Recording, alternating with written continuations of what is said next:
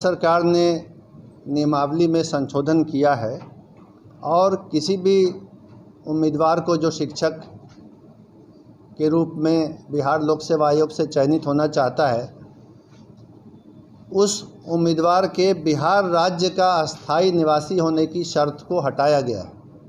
बिहार लोक सेवा आयोग के स्तर पर पहले भी 3 बार परीक्षाएं ली गई हैं शिक्षक की नियुक्ति के लिए। आज यहाँ मौजूद मीडिया के सभी प्रतिनिधिगण का स्वागत करता हूँ।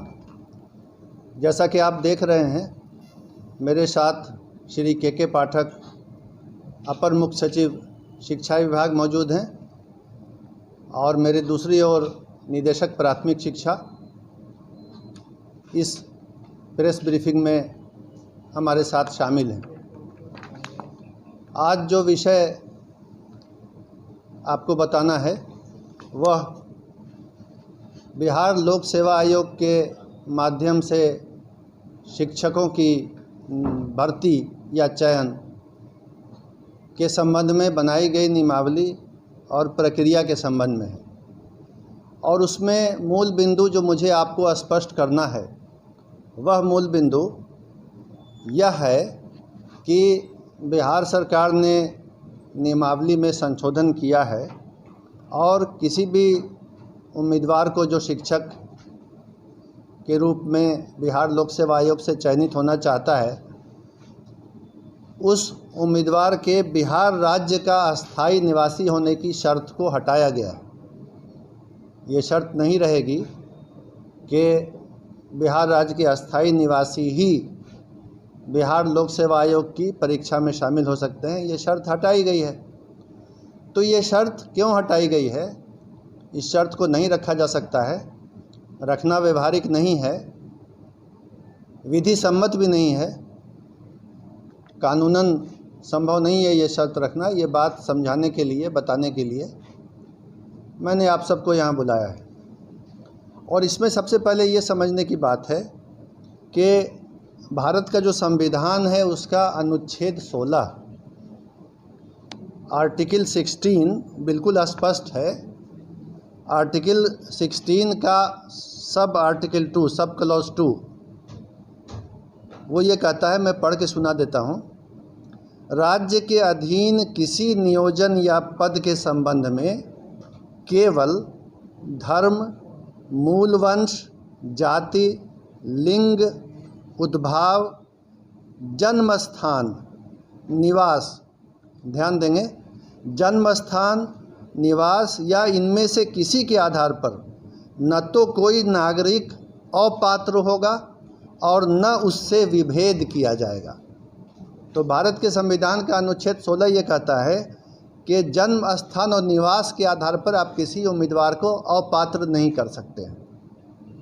ये नहीं कह सकते हैं कि किसी राज्य से बाहर अगर किसी का जन्म स्थान या निवास है तो वो इस चयन प्रक्रिया में पात्र होने के लिए अपात्र है, अयोग्य है। ये नहीं किया जा सकता है। अगर ऐसी कोई प्रक्रिया चलेगी तो वो गैर कानूनी भी होगी और असंवैधानिक भी होगी।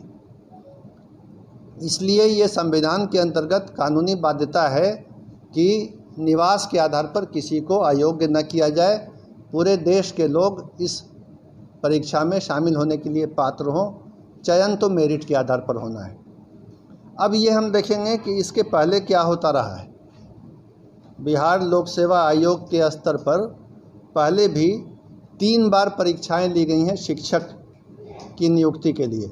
वर्ष 1994 में, फिर वर्ष 1999 में और वर्ष 2000 में बिहार लोक सेवा आयोग ने इसी पद के लिए, शिक्षक के लिए परीक्षा ली थी। और तब भी यही नियम था उस परीक्षाओं में भी कि देश के किसी भी भाग का नागरिक परीक्षा में भाग ले सकता है और चयनित हो सकता है। और इसके आलोक में ही पहले चयन हुआ है। ये जो नियमावली थी जिसके आधार पर 1994, 1999 और सन 2000 में परीक्षाएं हुई, ये नियमावली उसके पूर्व 1991 में ही बनी थी। उसमें स्थानीय निवासी का प्रावधान नहीं था। और इस कारण से इस बार भी जो बिहार लोक सेवा आयोग से परीक्षा होगी उसमें बिहार के निवासी होने का प्रावधान नहीं रखा जा सकता है। इससे पहले इसके बाद जो वर्ष 2012 की नियमावली बनी थी उसमें भी जब चयन हुआ, हालांकि उसमें स्थानीय निवासी होने का प्रावधान नहीं था, लेकिन उसके बाद भी चयन हुआ तो 1,68,000 रिक्ति के विरुद्ध जो नियुक्ति हुई तो राज्य के बाहर के मात्र 3,413 अभ्यर्थी चयनित हुए। यानी 1,68,000 में सिर्फ 3,000 से कुछ अधिक राज्य से बाहर के थे और बाकी सभी जो थे वो राज्य के अंदर के थे। तो इससे ये पता चला कि अगर ये नियम रखा भी जाता है कि राज्य से बाहर के अभ्यर्थी पात्र होंगे तो उनकी किसी भी संख्या में, अधिक संख्या में, या जिसको अंग्रेजी में सिग्निफिकेंट नंबर कहते हैं, किसी विशेष संख्या में चयनित होने की संभावना बहुत कम है। ये बात भी शिक्षा विभाग ने पता कर ली है। अन्य राज्यों में, पड़ोसी राज्य सहित, उत्तर प्रदेश सहित किसी भी राज्य में अभी तक ऐसे किसी नियम की जानकारी नहीं मिली है जिसमें उसी राज्य के व्यक्ति पात्र हों, दूसरे राज्य के पात्र नहीं हों। ऐसी बात नहीं है। इस नियम के अंतर्गत बिहार के भी जो निवासी हैं वो उन राज्यों में पात्र हैं, अन्य राज्यों के निवासी भी उन राज्यों में पात्र हैं। अन्य राज्यों में भी यही स्थिति है कि स्थानीय राज्य का निवासी होने की शर्त नहीं है। इसके अलावा ये बात भी विचारणीय है कि 50% रिक्तियाँ आरक्षित रहती हैं। आरक्षण का नियम स्पष्ट है। जो आरक्षण का अधिनियम बिहार में है, सभी सेवाओं में लागू है कि आरक्षण का लाभ, आरक्षण के आधार पर चयनित होने का लाभ केवल और केवल राज्य के अंदर के निवासी को ही मिलता है। ये आरक्षण का नियम है, ये शिक्षक नियमावली में नहीं है, ध्यान देंगे। तो ऐसे भी चूँकि आरक्षण में ये नियम है और इस बार भी लागू होगा कि बिहार राज्य के अंदर के जो लोग हैं उन्हीं को आरक्षण का लाभ मिलेगा, तो 50% रिक्तियों पर तो आरक्षण के कारण बिहार के ही लोग चयनित होंगे। और बाकी पर जैसा मैंने बताया, पिछली बार का भी अनुभव है कि बहुत ही नाम मात्र को ही बाहर के लोग चयनित होते हैं। स्थानीय निवासियों को कोई उससे विशेष घाटा या नुकसान नहीं होता है। और अंत में ये बात समझने की है कि जिस तरह हम लोगों ने ओपन किया है कि देश का कोई भी नागरिक यहाँ अप्लाई कर सकता है, यही दूसरे राज्यों में भी है। तो अगर विभिन्न राज्य इस तरह के नियम बनाने लगेंगे, हालांकि वो विधि सम्मत नहीं होगा, लेकिन अगर बनाने लगेंगे कि उसी राज्य के लोग अप्लाई करें, तो जाहिर है बिहार के भी जो युवक हैं, युवतियां हैं, जो अभ्यर्थी हैं, जो दूसरे राज्यों में नौकरी के लिए अप्लाई कर रहे हैं, चयनित हो रहे हैं, काम कर रहे हैं, उनके भी अवसर समाप्त हो जाएंगे। तो इसमें तो बिहार का भी घाटा है। अगर देखा देखी सभी राज्यों ने ये करना शुरू किया तो अवसर कम हो जाएंगे बिहार के अभ्यर्थियों के लिए भी। तो कुल मिला के ये किसी के हित में भी नहीं होगा।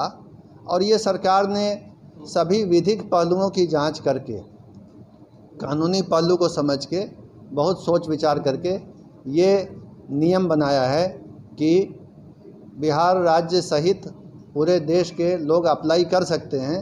हालांकि संभावना यही है कि अधिकांश या लगभग सभी बिहार राज्य के ही अभ्यर्थी होंगे और चयनित भी वही होंगे। अगर बाहर के होते हैं तो संभावना है कि बहुत कम संख्या में नाम मात्र को ही चयनित होंगे और उससे बिहार के वासियों के हित पर कोई भी कमी नहीं आएगी, कोई क्षति नहीं होगी।